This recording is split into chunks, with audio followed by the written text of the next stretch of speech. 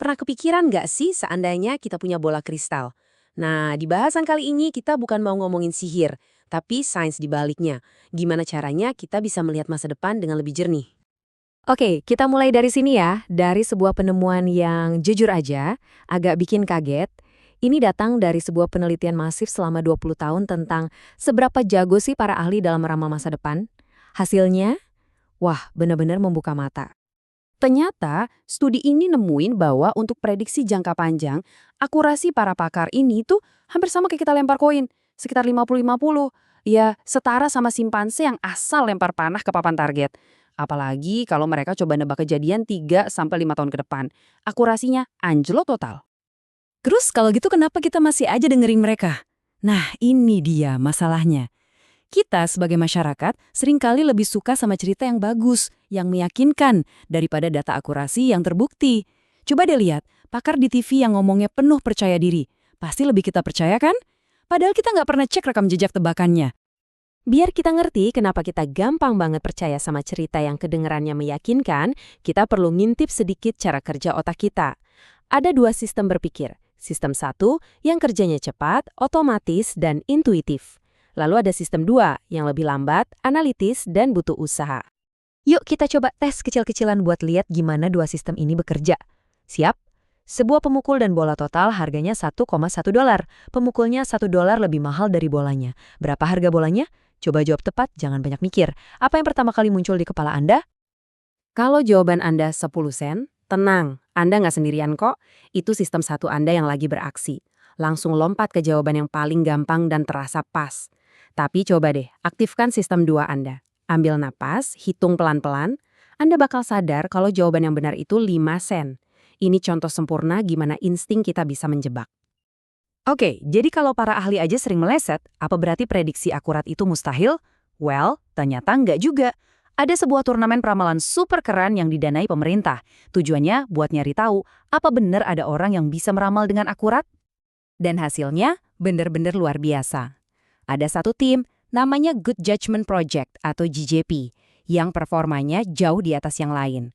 Mereka secara konsisten ngalahin semua rivalnya.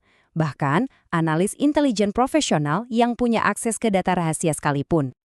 Jadi, apa dong rahasia mereka? Nah, disinilah kuncinya. Proyek ini membuktikan kalau kemampuan meramal itu bukan bakat gaib atau anugerah dari lahir. Para peramal terbaik ini, yang dijuluki super forecaster, bukan cenayang. Mereka orang biasa, tapi punya kebiasaan berpikir yang sangat spesifik. Dan yang paling penting, kebiasaan itu bisa dipelajari. Jadi, apa aja sih senjata mereka? Yuk kita bedah satu persatu perangkat yang dipakai para super forecaster ini. Kita mulai dari cara mereka mendekati sebuah masalah.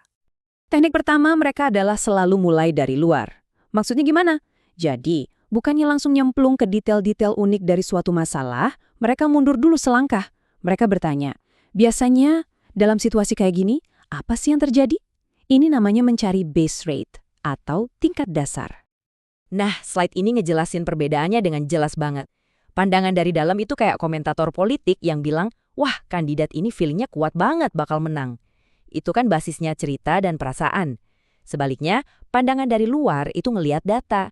Dari 100 kandidat dengan profil serupa di masa lalu, berapa persen yang beneran menang? Kenapa cara ini efektif banget? Karena ini ngebantu kita ngelawan bias otak yang namanya anchoring atau penjangkaran. Dengan mulai dari data statistik, kita menancapkan jangkar penilaian kita pada realita, bukan pada detail-detail heboh yang pertama kali kita dengar. Teknik kedua ini soal memecah masalah yang kelihatannya mustahil. Pernah dengar teka-teki aneh ini nggak? Berapa banyak sih penyetem piano di kota Chicago? Kedengarannya mustahil dijawab kan? Tapi ini bisa dipecahkan pakai teknik yang namanya fermisasi dari nama fisikawan jenius Enrico Fermi. Intinya simple, jangan coba-coba nebak satu angka besar dari awang-awang. Mendingan pecah dulu masalahnya jadi pertanyaan-pertanyaan kecil yang lebih gampang dikira-kira. Dengan membuat beberapa perkiraan kecil yang masuk akal, jawaban akhir Anda seringkali bisa jadi sangat mendekati kenyataan. Nah, yang ketiga ini krusial banget. Pakai angka, jangan pakai kata-kata yang abu-abu. Super forecaster itu anti sama istilah kayak mungkin, bisa jadi, atau kemungkinan besar.